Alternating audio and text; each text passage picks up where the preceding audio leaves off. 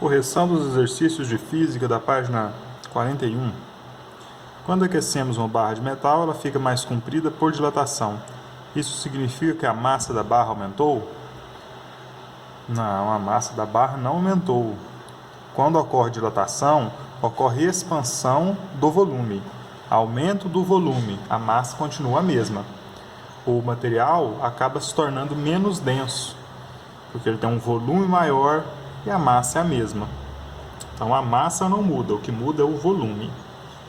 No caso, o comprimento, a superfície, a massa não.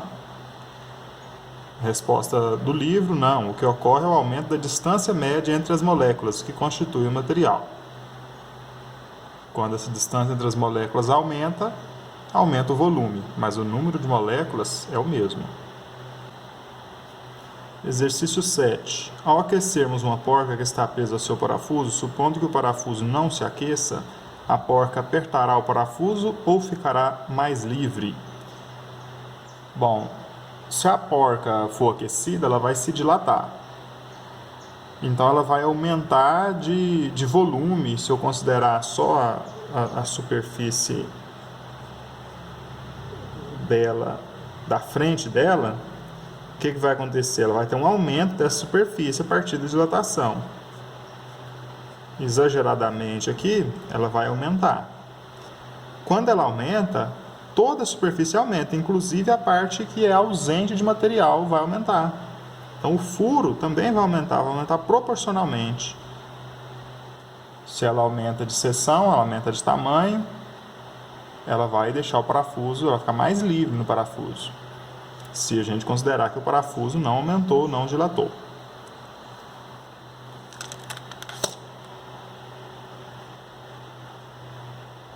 Exercício 8. Um fio de aço de 2 metros de comprimento sofreu uma variação de temperatura Δθ.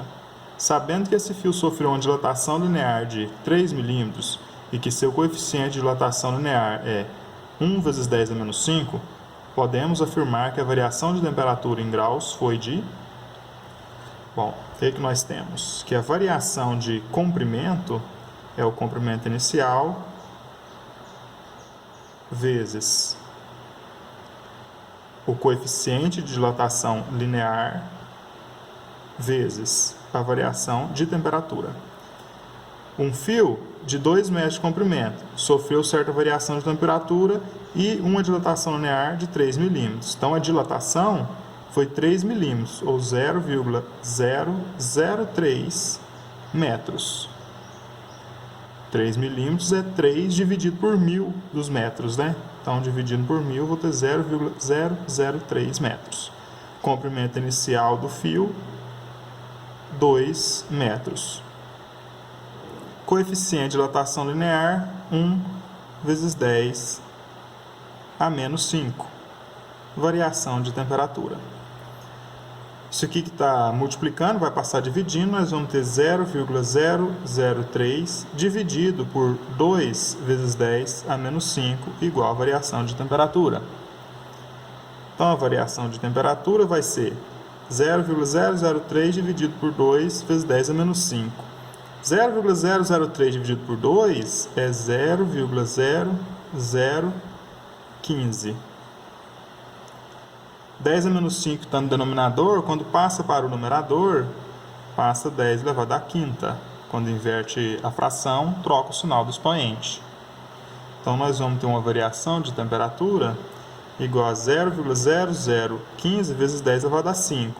5 casas que eu vou andar com a vírgula para a direita, porque o expoente do 10 é positivo. Então, eu vou andar 1, 2, 3, 4 e mais uma, acrescenta um zero aqui, 150. Então, a variação de temperatura foi de 150 graus. Letra C é a resposta. Exercício 9. Por que as prateleiras de uma geladeira são feitas como grades? Bom, o objetivo delas serem vazadas é permitir a convecção do ar, permitir que o ar mais quente na região inferior da geladeira, por ser menos denso, ele suba, vá para cima, para a região mais superior da geladeira, enquanto o ar que está na região superior da geladeira e mais frio, mais denso, desça. E esse movimento de massas de ar dentro da geladeira é chamado de convecção. E ele permite um esfriamento homogêneo da geladeira. Então, por isso as geladeiras tinham grades. Mas essa questão é uma questão bem antiga, né? Da época em que as geladeiras tinham grades. Hoje em dia quase não tem mais isso. Hoje em dia as geladeiras todas têm prateleira de vidro ou de acrílico e muitas das vezes elas não têm furo nenhum. Elas são superfícies contínuas, sem nenhum espaço para ver convecção do ar. Mas não tem problema, isso não impede a convecção do ar, porque entre a prateleira e a parede da geladeira tem um espacinho, né?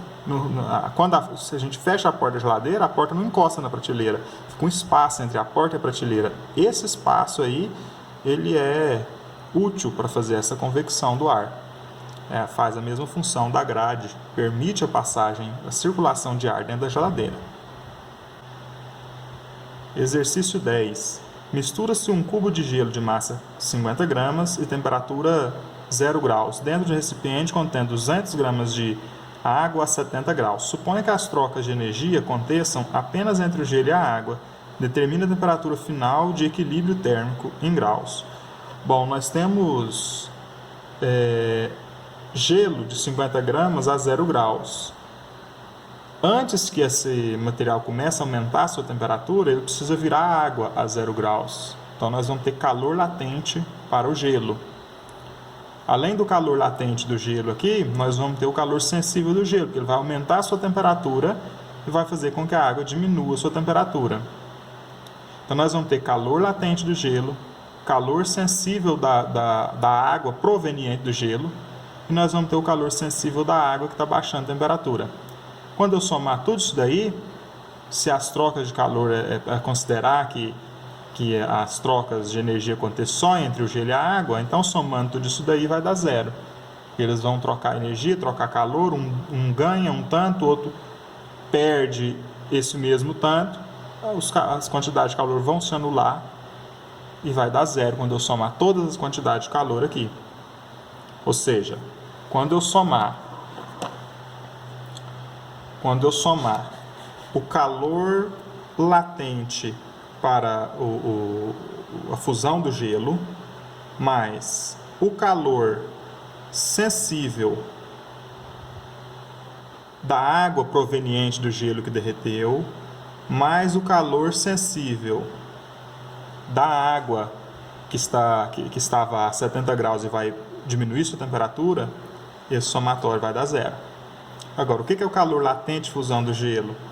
É a massa do gelo vezes o calor latente de fusão do gelo. Calor sensível para o gelo é a massa que veio do gelo, que agora é água, né, mas veio do gelo, vezes o calor específico sensível da água, que agora ele é água, ele veio do gelo. O gelo que derreteu, mas agora ele não é gelo mais, ele é água. Então, calor sensível específico sensível da água, vezes a variação de temperatura. Variação de temperatura, que eu já vou colocar assim, ó. Temperatura final menos temperatura inicial. A temperatura final nós não sabemos qual que vai ser. Vai ser a temperatura de equilíbrio.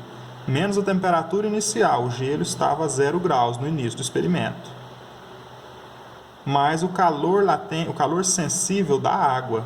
É o quê? É a massa da água vezes o calor específico sensível da água vezes a variação de temperatura para a água, que é a temperatura na qual vamos chegar menos a temperatura inicial. E a temperatura inicial da água aí era 70 graus. Isso aqui vai dar 0.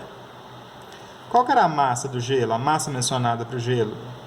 Mistura-se um cubo de gelo de massa 50 gramas. Então, 50 gramas.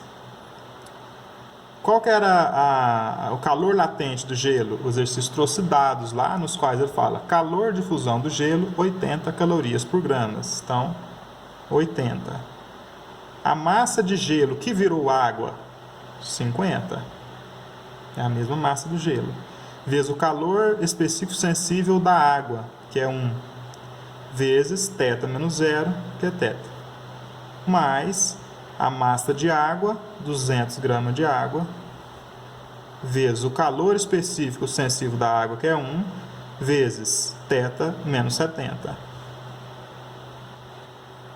igual a 0. 50 vezes 80, 4.000, mais 50 θ, né? 50 vezes 1, 50, vezes θ, 50 θ.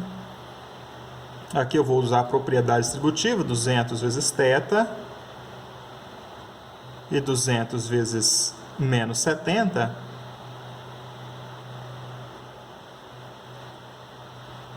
que vai dar 14.000. Isso aqui igual a 0. 50 mais 200 dá 250 θ. 14.000 menos 4.000, 10.000. Mas está negativo esse 10.000. Quando ele passar lá para o outro lado da igualdade, vai passar positivo.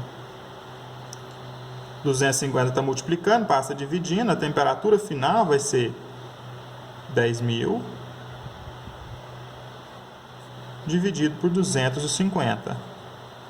Temperatura final vai ser 1.000 dividido por 25, que dá 40 graus.